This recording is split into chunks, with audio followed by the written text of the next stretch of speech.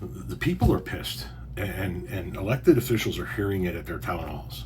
Now this has to turn into action at the ballot box, but this is what these elected officials are running into in their districts. Americans are badgering elected Republicans everywhere they're willing to show their faces, including tonight in Nebraska. Republican Congressman Mike Flood holding a town hall with his red state constituents. Watch. Hi, I implore you to be quiet so that we can hear his responses. Remember, Mike's coming up for a re-election, and we'd really like to know what his responses are. I'm Rosina. I write you emails with concerns of your voting behavior regarding Trump and his actions. You support him, especially confirming the cabinet. Your responses are riddled with misinformation and lies.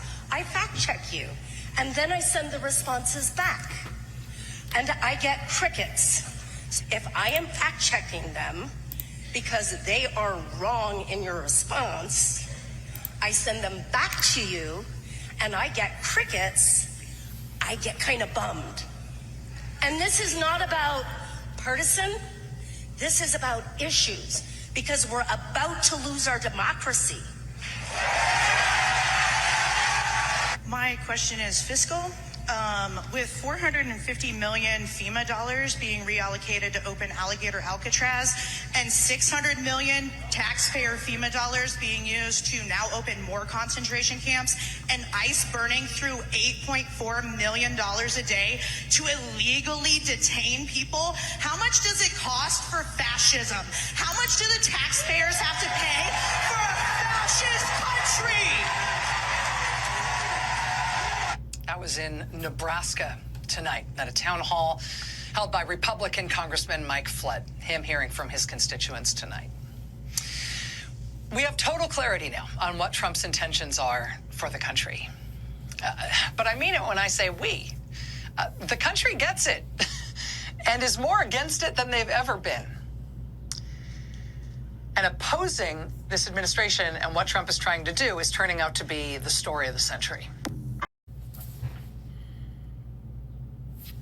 It's good to see people step up and talk. It's good to see people use their voice. But it doesn't mean a goddamn thing if we don't do it at the ballot box. Because these motherfuckers are fascists. They don't care what you have to say. They care about keeping their fucking jobs. They care about retaining power.